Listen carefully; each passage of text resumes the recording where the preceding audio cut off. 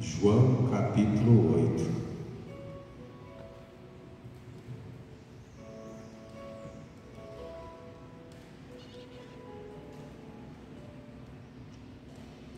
Aqui é um texto bem conhecido, você que já tem uma caminhada com Deus, uma caminhada na igreja, isso aqui você conhece de saltear, de ouvir falar muito. Mas tem uns ensinamentos muito bons aqui. Até esses dias, essa palavra foi pregada pelo nosso líder estadual, o pastor Sabino, e ele trouxe um entendimento muito sábio. Mas eu quero pegar alguns pontos aqui dessa mensagem que nós devemos dar atenção para a nossa caminhada com Deus, que fala acerca do pecado, como deve ser o posicionamento nosso perante o pecado das pessoas também, né, que estão ao nosso redor. A gente tomar cuidado para a gente não ser não estar ali de acordo, de repente, de acordo com o pecado, às vezes para agradar a pessoa. E até porque esse texto bíblico aqui, as pessoas que vivem no pecado, até os cristãos que quer viver no pecado, ele usa isso como desculpa, como se Jesus não se importasse com o pecado, como se Jesus apoiasse uma pessoa no seu pecado. E não é isso. Que aqui é o caso daquela mulher que foi apanhada em adultério.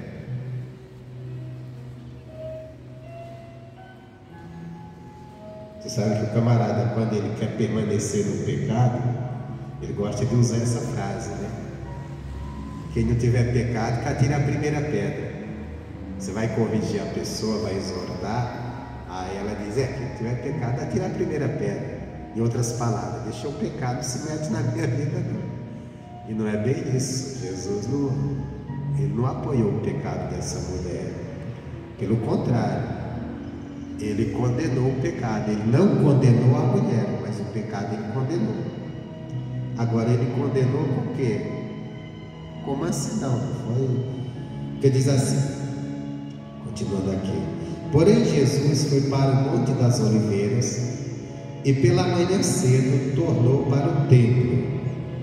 E todo o povo vinha ter com ele. Então, assentando-se, o ensinava. Então, naquela época, tinha lá o templo de Jerusalém. Aqui tem uma coisa interessante já no início, né? Tem gente que diz, não é importante para a igreja, não tem nada, a gente pode servir em Deus. Mas Jesus ia lá no templo. O templo era o lugar, a casa de Deus. E ele ia lá falar com o povo, ensinar o povo no templo. Ele não construiu um templo para ele. O ministério dele era itinerante, mas ele aproveitava o templo de Jerusalém, onde o povo ia adorar a Deus, e ele ia lá ensinar o povo. Aí diz assim: e os escribas e fariseus trouxeram-lhe uma mulher apanhada em adultério, e pondo-a no meio disseram: mestre, esta mulher foi apanhada no próprio ato adulterando. Então essa mulher foi fragada no ato, né? Nós estamos vendo. Eles pegaram e fragaram a mulher no ato, no adultério. Aí eles pegaram e levaram até Jesus, estava lá no templo ensinando. Lógico que aqui esses homens, eles queriam pegar Jesus. Na verdade, eles encostaram Jesus, é como diz, encostaram na parede. Porque eles disseram, e agora, o que vai fazer? Aí ele chega a falar para ele: na lei nos mandou Moisés que as tais sejam apedrejadas. Tu, pois, que dizes? Ah, que coisa assim. Na lei Moisés nos mandou. Então, e era verdade, em parte aqui era verdade. A lei dizia que o pecado do adultério era punido com morte. E eles pegaram no ato. Então, não tinha-se dúvida. Só que aí que estava, Jesus pregava a misericórdia, o amor. Se Jesus diz assim, então apedreja, cadê a misericórdia? Cadê o amor? Se ele fala não apedreja, ele está indo contra a lei. Contra a lei. Aí a atitude de Jesus, qual foi? Diz assim, mas Jesus inclinando-se, aí diz o versículo 6, e isto diziam eles tentando, para que tivesse do que o acusar. Sabe aquela ideia que a pessoa chega para você para te acusar de qualquer maneira? Ela disse, se eu não acusar de um jeito, eu vou acusar do outro. É o que eles queriam. Se ele disser não, a gente acusa que ele está indo contra a lei, que Deus mandou Moisés, para Moisés. Tinha sido dado a Deus, por Deus, para Moisés. Se ele disser que sim, cadê a misericórdia que ele tanto fala, o perdão, o amor? Aí disse, mas Jesus inclinando-se devia com o dedo na terra. Aqui tem uma coisa, aqui tem tantas lições nesse texto, que não dá para a gente ficar preso a uma coisa só, a um ponto de vista só.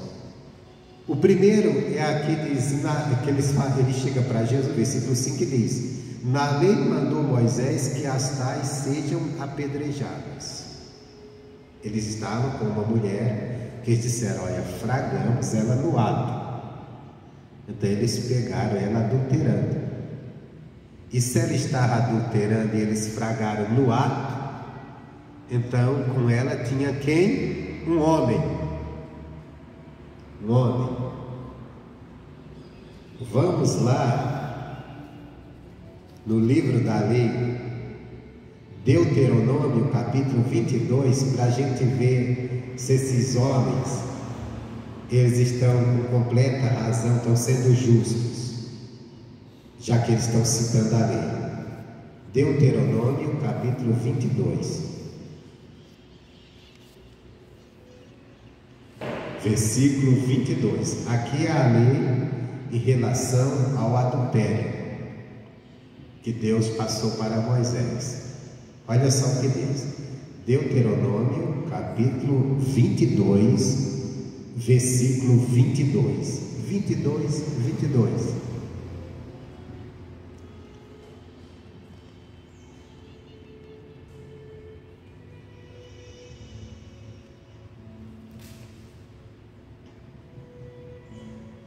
Diz assim, quando um homem for achado deitado com mulher que tenha marido, isso é adultério, então ambos morrerão. Olha o machismo lá. O homem não trouxeram, né? Trouxeram a mulher. Olha o erro, olha a falta de justiça. Olha a pessoa querendo aplicar a justiça, mas ela mesma não é justa. Eles chegaram com uma mulher e disseram que fragaram ela no ato. Se ela estava no ato, tinha um homem. E por que não trouxeram também o homem? Só a mulher. E a lei, e disseram, mas a lei manda a gente fazer isso. A lei manda, a lei não mandava do jeito. Irmãos, presta atenção, isso é importante. Todo pensamento ou toda ideia sem a direção perfeita de Deus, apenas usando alguma coisa da palavra, é obra de Satanás. Quando o diabo ele foi tentar a mulher, a serpente lá no jardim, primeiro pecado, ela chegou igual a esses homens. Ela deixou uma parte e mudou o que Deus disse. Quer dizer assim, Deus disse que vocês não comessem nenhuma árvore do jardim. Deus não tinha falado isso. Deus tinha falado que eles poderiam comer de todas, menos da que estava no meio do jardim. A mesma coisa eram esses caras. Eles trouxeram a mulher e disseram, olha, Deus, ou melhor, a lei diz que tais mulheres devem ser apedrejadas. Mas não eram tais mulheres. Havia sim a lei para que morresse mesmo, mas não era só a mulher, era a mulher e o homem. E levando-se em conta aqui, o homem era o principal a ser punido. Eram os dois, mas o homem era o cabeça. Por quê? Porque naquela época, as mulheres, elas não tinham tanta voz ativa. O homem era o que ditava mais as regras. E tanto é que não tinha aqui mulher nesse meio fazendo essa confusão, era só homem. Então, quando um homem for achado deitado com uma mulher que tenha marido, então ambos morrerão. O homem se deitou com a mulher, e a mulher, assim tirarás o mal de Israel. Então, essa era a lei. Essa era a lei. Lá no Levítico 20, chega também a falar, que Levítico é exatamente o livro das leis. Levítico 20, deixa eu pegar aqui também, que fala da questão do adultério. 20:10, que diz: também o homem que adulterar com a mulher de outro, havendo adulterado com a mulher do seu próximo, certamente morrerá, o adúltero e a adúltera. Você vê que aqui colocava-se o homem primeiro, vamos dizer, como o primeiro, né? Era o principal. Na verdade, ambos deveriam ser apedrejados, ser mortos.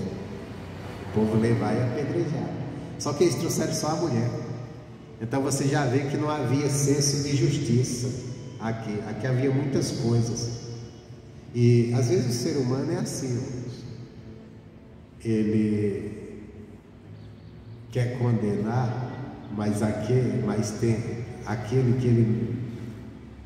que ele acha que deve livrar para ele vai com senso de justiça mais ou menos. Então não estavam aptos. Voltando aqui a João 8, nós começamos. Assim, e na lei nos mandou Moisés que as tais sejam apedrejadas, pois que dizes, quer dizer, não eram as tais, eram ambos. Isto diziam eles, tentando, para que tivesse do que acusar. Aqui você veja bem que havia pecado no coração desses homens. Pelo menos 2 pecados aqui já havia, só nesse ato. O primeiro pecado é que eles livraram a cara do homem, levaram só a mulher. Então já estavam sendo injustos, um pecado de injustiça. Como era que eles iam aplicar a justiça se eles eram injustos? Estava sendo parcial. Segundo, o coração deles estava fazendo aquilo para tentar Jesus, queria acusar Jesus de alguma coisa, de algum erro. Então havia maldade na ação deles, havia um pecado neles, da injustiça, que deixaram o homem embora e trouxeram só a mulher, e havia um pecado da maldade, eles estavam fazendo aquilo com a maldade contra Jesus, querendo pegar ele numa falha e acusar. Isso até hoje é feito quando alguém está querendo pegar alguém no erro e começa a usar de artimanha, de coisas para condená-la. Vou pegar ele numa falha, vou pegar ela numa falha, já sei o que eu vou fazer, vai cair. Sabe aquela história que diz assim, vai cair igual o patinho? Já ouvi essa frase? Quer dizer, vou armar uma para a pessoa, ela vai cair igual. Isso é malícia, é maldade. Eles fizeram isso com Jesus. Com certeza eles não tinham esse ditado na época, mas era bem isso. Ele vai cair nessa, não tem como ele sair. Só que Jesus tinha como sair, porque Jesus é a própria sabedoria de Deus. Então, aí continuando aqui. E como versículo 7. E como perseverasse, perguntando-lhe, endireitou-se e disse-lhes: aquele que dentre vós está sem pecado, seja o primeiro que atire pedra contra ela. Tudo bem, está na lei, vocês têm o direito, né? Só que tem uma coisa: quem tiver sem pecado, que atire a pedra.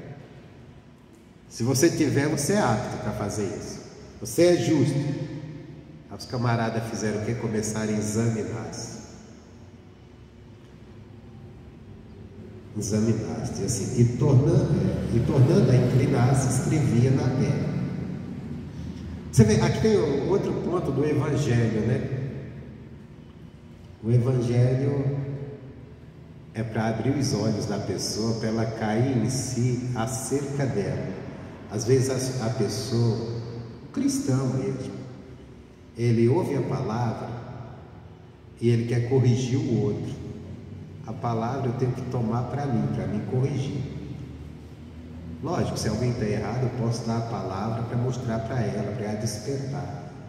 Mas eu tenho que pegar a palavra primeiramente para mim, para corrigir os meus erros, minhas falhas. Porque senão eu vou estar querendo corrigir todo mundo, nunca vou me corrigir.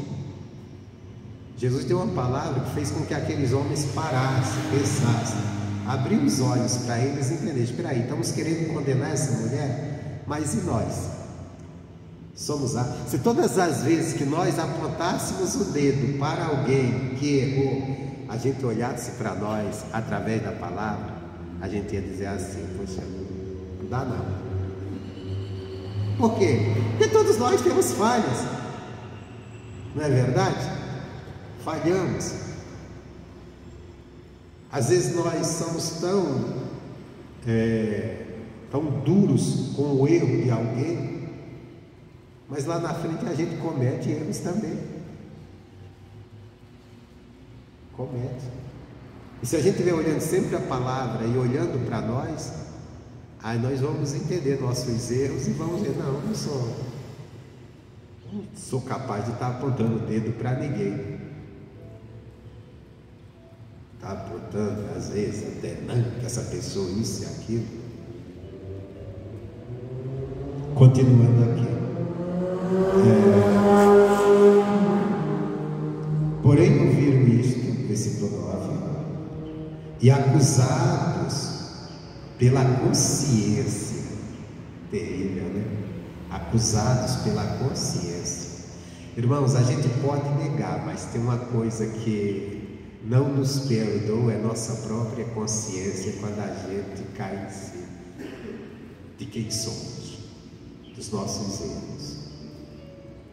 Nós podemos até nos esconder dela, mas ela vai estar sempre ali. Por isso que a Bíblia, ela diz que nós devemos, tem um versículo que diz: se a tua consciência não te condena, então você tem confiança para com Deus. Se você estiver agindo de uma maneira correta, porque entenda bem, nós podemos enganar as pessoas, nós podemos criar desculpas dos nossos erros diante das pessoas, mas se tem algo que nós não criamos desculpa, é diante da nossa consciência. Não tem. Você pode dizer: está tudo bem, está legal, é assim mesmo. Vou falar para as pessoas, arrumar aquela desculpa: não foi por isso, por aqui. A tua consciência não, porque tua consciência sabe exatamente. Só tem duas coisas que nós não fugimos: é de Deus e da nossa consciência. Porque Deus, Ele conhece até a intenção do nosso coração, e a nossa consciência também. Aqueles homens, Jesus atingiu eles com uma palavra que tocou na consciência deles. Aqueles homens estavam cheios de si. Eles pegaram aquela mulher no ato. Com certeza alguém ali era amigo do homem que estava com ela e disse: some daqui, o negócio é a mulher, vamos levá-la. Eles não estavam preocupados com o pecado da mulher, eles não estavam preocupados com nada disso. Eles estavam preocupados em acusar Jesus de alguma coisa, na decisão dele. Então eles fizeram o quê? Vamos levar essa mulher. Mas quando Jesus mexeu com a consciência deles, os camaradas falaram, e era um bando de gente religiosa, que conhecia a lei, não era gente ignorante, eram as pessoas que conheciam a lei. E eles olharam e disseram: não dá, não tem como condenar. Se todas as vezes que a gente fosse condenar alguém por uma atitude errada que ela tomou, por uma ação errada que ela tomou, a gente consultasse nossa consciência, a gente ia perceber: não, errou também. Seria até mais fácil para nós perdoarmos. aqueles que nos ofenderam, porque a gente diz, não, espera aí, tudo bem, a pessoa errou, está errado mesmo, mas eu também cometo erros. Só que às vezes nós, quando vemos alguém errando, nós nos enchemos de quê? De justiça própria. Eu não faria tal coisa, eu não faria isso. Mas às vezes não faríamos aquilo que a pessoa fez, mas já fizemos tantas coisas que não deveríamos fazer, que a nossa consciência pode nos acusar. Então ele diz assim: porém ouviram isto e acusados pela consciência saíram um a um, começando pelos mais velhos até aos últimos. Ficou só Jesus e o pastor Paulo Sabino esse dia deu uma mensagem, até compartilhei essa mensagem, que ele falou dessa palavra. Ele falou que Jesus fez com que aqueles homens eles largassem as pedras, e o pastor Paulo Sabino falou assim: quantas as vezes nós não estamos com as mãos cheias de pedras para atirar nas pessoas pelos erros delas. Às vezes não é uma pedra mesmo, né? É a crítica, o comentário duro. Está vendo que fez? Essa pessoa não presta, essa pessoa é isso. O crente ainda torna-se juiz da salvação do outro. Ele diz assim: se fosse de Deus não fazia isso. O que é que ele está dizendo? Esse cara é do diabo, esse cara não tem Deus. Irmão, é sério. Quer dizer, e às vezes quando alguém erra, comete uma falha, um erro, nós nos enchemos de pedra para criticar. E se a gente examinasse nossa consciência, às vezes coisas nós fizemos que também a gente, não estou apto para condenar essa pessoa. Logicamente, eu tenho que fazer o que a palavra manda. O que a palavra manda? Eu vou orar por ela, para que ela abra os olhos. Se eu tenho oportunidade de abrir os olhos dela na palavra, não condená-la, não querer acusar, mas dizer: olha, isso que você está fazendo, você é uma pessoa de Deus, isso aqui está errado, olha a palavra, isso pode te levar. Aí sim, isso eu tenho, porque também não podemos fechar os olhos e passar a mão não, no pecado da pessoa, não é isso. Porque a palavra de Deus, ela diz, lá em Mateus 18, presta atenção, que também às vezes é um erro que nós cometemos, passamos a mão na cabeça de quem está errado e não mostramos: olha, está errado, e aquele erro vai levar a pessoa à perdição. Às vezes temos medo. Aqui fala logicamente de alguém que errou com você, mas pode ser uma pessoa que não está errando com você, mas cometeu um erro. Ele diz assim: ora, se teu irmão pecar, está falando de pecado, né, gente? Pecar contra ti, vai e repreende entre ti e ele só. Se te ouvir, ganhaste teu irmão. Então vai, repreende, chama a pessoa. Aqui a questão: não, o cara fez isso de errado, acabou comigo, eu perdoei, está perdoado, não quero nem saber. Não, não é isso não. Porque aí você deixa a pessoa no pecado, no erro. Você tem que fazer, você tem que perdoá-lo, mas restaurá-lo também. Porque se ele continuar naquela coisa, chegar a chamar: olha, puxa, isso que você fez está errado, a palavra de Deus diz isso e isso, mas tudo bem, eu estou te perdoando. Você está perdoado, mas não faz mais isso não, está errado. Se a pessoa aceitou, poxa vida, está tudo bem, ela está agora com a bênção de Deus, você muito mais ainda que perdoou. Agora, se ela ficou dura, não quis saber, aí a coisa está feia. E tudo isso tem que ser feito com o quê?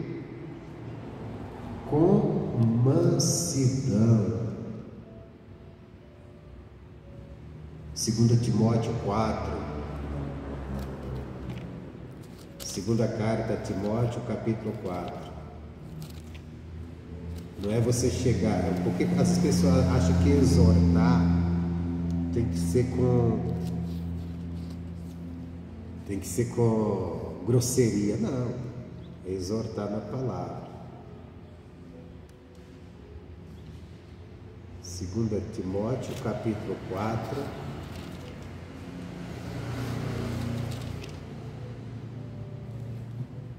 Paulo está falando para Timóteo como ele deve pregar. Ele diz assim: que pregues a palavra, capítulo 4, versículo 2, Timóteo 4, 2, que pregues a palavra, instes a tempo e fora de tempo, redargas, repreendas, exorte.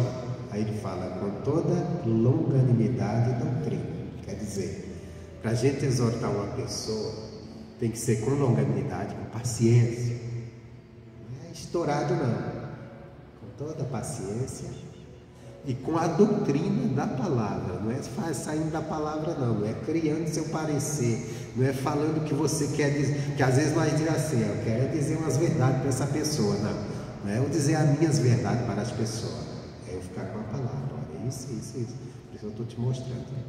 Mas voltando aqui a João 8, então todos se sentiram acusados, porém ouvindo eles e acusados pela consciência. Isso é o que a palavra de Deus ela nos mostra. Por isso que as pessoas que não querem se consertarem na vida, elas não querem vir para Cristo, porque as palavras dele, ela nos mostra quem nós somos, e ela acusa a nossa consciência, quem nós somos, onde estamos errados. Aí eles saíram, e o que diz mais? Versículo 10: endireitando-se Jesus, e vendo ninguém, e não vendo ninguém, mais do que a mulher, disse: mulher, onde estão teus acusadores? Ninguém te condenou? Quer dizer, eles tinham acusado, né? Agora, cadê? Eles te condenaram não? Qual era a condenação aqui? A condenação era a morte, que eles levaram ela para ser apedrejado, usando a lei. Olhando pela lei, estava até certo. Na verdade, eles estavam certos, porque a lei dizia, eles não estavam, eram aptos. Às vezes, a gente pode até estar certo em determinado, mas temos que ver também se estamos aptos para aquilo, para executar aquilo. Uma questão é estar certo, outra questão é estar apto. É como a pessoa que ela vai ensinar que o outro não roube, mas ela anda roubando.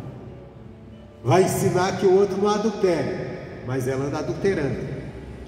Vai ensinar que o outro não minta, mas ela anda mentindo. Acusa o outro de mentiroso, ou melhor, acusa o outro de mentiroso, mas ele anda mentindo. Acusa que, isso é que os políticos fazem, que é uma beleza, né? Que o outro é mentiroso, o outro diz, o outro é mentiroso. Eles acusam o outro, mas eles mesmos andam tudo mentindo. Uma mentiraiada terrível.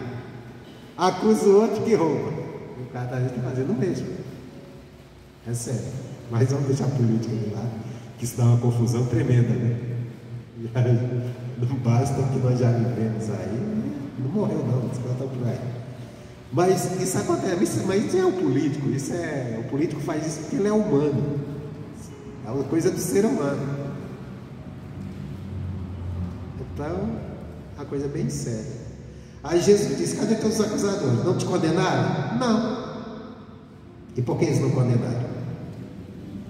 Eles tinham a lei para condenar, mas eles não estavam aptos a aplicar. Aí diz assim: e ela disse: ninguém, Senhor. E disse-lhe Jesus: nem eu também te condeno. Aqui estaria um que estava apto a condenar, Jesus. Mas ele disse: mas nem eu te condeno. Aí ele diz assim: vai e não peques mais. É isso que eu quero. Jesus, ele não condenou aquela mulher à morte, a ser apedrejada, mas ele não disse que ela estava certa. Ele falou em outras palavras, com sabedoria, ele exortou ela com mansidão. Ele não foi bruto, não foi grosseiro, ele não condenou, mas ele disse: vai e não peques mais. Ele não passou a mão nela e disse: não, filha, você é gente boa, está tudo bem, não, ele disse, você pecou, você está errada. Ele não precisou fazer um discurso para ela, mas com 2 palavras ele disse, vai e não peques mais. Uma frase com 3 palavras, vai e não peques mais. Ele falou para ela, você está no pecado, você está no erro, está certo o que você está fazendo, isso não é certo, então vai e não faz mais isso. Eu não te condeno, você vai viver, mas não faça mais isso. Isso aqui tem que ser o nosso posicionamento diante de alguém que cometeu um erro. Ser paciente, exortar com mansidão, mas não concordar e nem fechar os olhos para o pecado dela, achando que não, você está certo, não, tudo bem, você não fez nada. Não, fez sim, você está errado, não faz mais isso não. Eu não vou te condenar pelo teu pecado, mas não faça mais isso. Não faça mais isso. E por que eu trouxe essa palavra hoje? Porque as pessoas usam muito desse versículo, principalmente lá do outro, e passa a entender que Jesus apoiou aquela mulher. Não te condeno. Quem não tiver pecado, que atire a primeira pedra. Só que quem fala isso, geralmente fala no sentido, vou continuar pecando, vou continuar errado, ou o fulano pode continuar errado, e está tudo bem. Não está bem. Jesus disse, vai e não peques mais. Eu não te condeno não, mas vai e não faz mais isso. Então quer dizer, para o bom entendedor, que o que ela estava fazendo era errado, não deveria continuar. É a mesma coisa. Deus não vai nos matar pelos nossos erros, não vai nos condenar, mas Ele diz, olha, vai e não faz mais isso. Porque quem vai destruir o pecador não é Deus, é o próprio pecado, se ele continuar na prática. Quando a pessoa pode ter pecado bastante, viver uma vida pecaminosa, mas no dia que ela entende a palavra de Deus e ela se sujeita a Deus, e ela se arrepende, pede perdão e para de pecar, ela alcança a misericórdia. Então a questão não é o quanto a pessoa pecou, o pecado que ela cometeu, é ela parar de pecado, cometer o pecado. Até aquela questão, né, que nós aprendemos com a religião, que se você fazer boas obras, aí o céu está garantido, o céu é para as pessoas boas, né? E não é. Porque eu posso fazer um bocado de caridade para as pessoas, posso fazer boas coisas, mas se eu continuar cometendo pecados contra a palavra de Deus, as minhas boas obras não vão me ajudar em nada.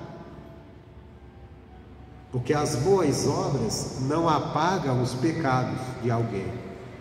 O que apaga o pecado? O que apaga o pecado, na verdade, primeiro é o perdão de Deus, mas também é a pessoa parar de cometê-los.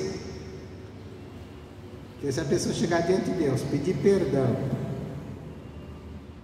e depois continuar, ele continua em pecado.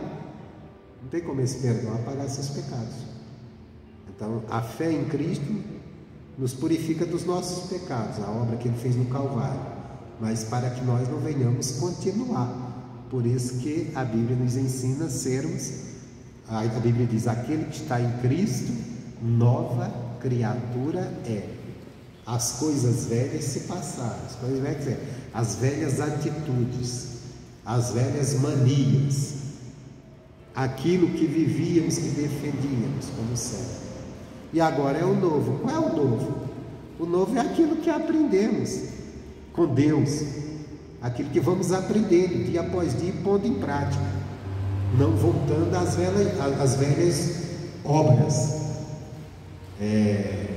o escritor de Hebreus, que ele é até duro, ele fala: quem volta às velhas obras, não sei se está em Hebreus agora, não lembro, mas sei que está na Bíblia, que ele diz assim: quem volta às velhas obras é como a porca lavada que voltou para a lama. Você já criou porco? Quem criou porco aqui? Ninguém? Ninguém criou porco? Você criou? Porco gosta de tomar banho, né? O povo fala que porco é porco. O cara não gosta de tomar banho, o cara falando é porco. Que nada, porco gosta de tomar banho. Você pode chegar e começar a jogar água no porco, ele adora. Ele acha maravilhoso. Ele gosta. Só que ele termina de tomar banho e volta para a lama. Ele gosta só da água. Ele volta para a lama. Porca lavada. Aí vamos dizer que você tem um porco, você traz ele aqui e está limpo. Aí você dá um banho nele, tira toda a sujeira dele, fica limpinho. Aí você solta ele e lá tem um lameiro, ele se joga. É a mesma coisa quando a pessoa chega a Jesus, crê na salvação, pede perdão dos pecados, crê na obra do Calvário, que deixa ele limpinho, purificado do pecado. Aí de repente você volta às mesmas obras que você, os mesmos hábitos que você tinha. É porca lavada voltando à lama. Tomou banho. A água que a palavra de Deus lavou. Jesus disse: vós estáis limpos pela palavra que eu preguei. Quando você recebeu a palavra de Deus, você creu nela, você foi completamente limpo de todos os seus pecados que você tinha cometido. Você confessou, pediu perdão e creu na salvação pela palavra, você foi limpo. Só que aí voltamos às velhas práticas. É porca lavada voltando à lama. Por isso que nós temos que viver em novidade de vida. Qual é a novidade que nós devemos viver? Aquilo que vamos aprendendo na palavra. Tem pessoas que vai passar a vida inteira na igreja, dentro da igreja, e ela nunca vai se lavar. Sabe por quê? Aquela pessoa que diz assim: eu sempre fui assim, eu não mudo. Aí está ruim. Deus nos chama para mudarmos. Eu sempre fui assim, eu sempre defendi isso, foi tradição que eu aprendi. Nós temos que ter nossas tradições, nós aprendemos até dos nossos pais, se elas estão de acordo com a palavra, porque se não tiver, vai nos levar a mantermos sujos, achando que estamos limpos. Nós vamos ver aqueles conceitos que a gente sempre defende como certos, são certos pela palavra de Deus, porque se não for, tem que lançar fora. Até meu jeito de ser, de pensar, de achar as coisas. Eu sempre achei que é assim, olha, eu não mudo. Opa! Quem vem para Deus tem que estar aberto a mudar. Mudar pelo que você aprende dele. Evangelho não é uma religião que você assume. Evangelho é um caminho a trilharmos. É um caminho que você vai aprender e vai seguir aquelas direções de Deus. E é dia após dia. Isso às vezes nos contraria, que é uma beleza. Porque nós pensamos de um jeito e Deus nos ensina do jeito dele. E o dele é perfeito. O nosso é cheio de imperfeições, mas às vezes nós estamos tão apegados às nossas imperfeições que não queremos mudar. Tem uma coisa que nos impede muito de andar com Deus. Isso aqui é uma coisa do ser humano: orgulho. O orgulho. E o orgulho não é você ser uma pessoa soberba, de nariz empinado, que não fala com ninguém. Não, às vezes até uma pessoa bem comunicativa, uma pessoa bem agradável. Mas o orgulho verdadeiro que nos separa de Deus é o orgulho de não querer, de não admitir que está errado e que precisa mudar. Não, porque é assim mesmo, é desse jeito, eu penso dessa forma, é dessa maneira. E o que tem de gente assim, né? E se tem uma coisa que para nós andarmos com Deus, por isso que a Bíblia diz que Deus resiste ao soberbo e dá graça ao humilde. Qual é o humilde para Deus? Aquele que está pronto a ouvir a palavra dele e reconhecer: tudo que eu defendi, tudo que eu achei certo está errado, se está contrário à palavra dele. A gente tem que chegar diante de Deus dessa forma, com essa humildade, todo dia. Humildade dizer: eu não sei de nada, e o que eu defendo como certo não está certo. Está certa a palavra de Deus. Às vezes tem gente que é tão orgulhoso que a maneira como ele pensa da vida, ele quer que todo mundo siga o pensamento dele. E se alguém não está de acordo com o que ele acha ou com o que ele defende, essa pessoa nem amigo dele é, porque ele diz: não, isso está todo errado. E ele nem pensa: eu também posso estar errado. Porque aquilo que eu acho que está certo, fora da palavra de Deus, eu posso estar errado. Então eu tenho que orar: Deus me ensina na tua palavra, porque a única coisa certa, a única verdade é a de Deus. A dos homens tem sempre uma pitada de engano, porque o diabo, ele fez uma coisa muito ruim na raça humana. Ele plantou algo dele no coração do ser humano, que leva o ser humano ao pecar e a fazer escolha. Você pode ver que todas as ideias, todos os ideais que o mundo defende, que o mundo criou, ele criou para melhorar, e só torna cada dia o ser humano pior. Só Deus tem a verdade absoluta, só Deus tem aquilo que verdadeiramente é certo. Se nós quisermos andarmos correto, nós temos que chegar humildemente diante de Deus. Em Deus, eu preciso aprender com o Senhor. Eu preciso abrir mão de todos os meus achismos e viver a tua palavra. Amém, Jesus? Eu acho que é por aqui. Eu vou ficando por aqui. Que Deus abençoe.